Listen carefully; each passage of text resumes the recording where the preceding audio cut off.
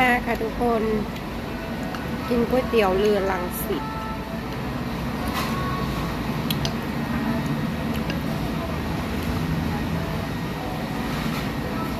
อยู่ที่ไหนนะไอ้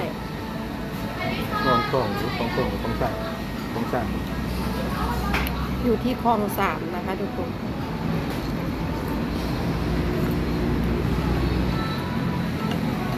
แดดกำลังส่อง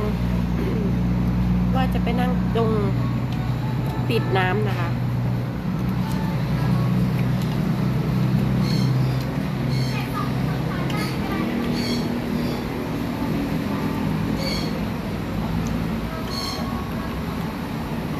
ชามละ45 บาทมีขนมเขาเรียกขนมอะไรขนมถ้วยแถมฟรี2 ถ้วย2 ท่านละถ้วยถ้า4 ท่านกับ4 ถ้วยก็พี่น้องแล้วก็จะที่สามที่ห้า35 บาทมาก่อนป่ะครับ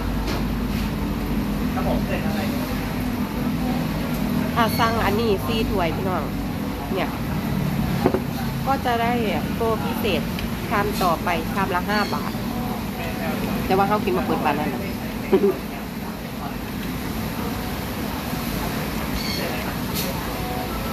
ก็ได้อยู่ใช้ได้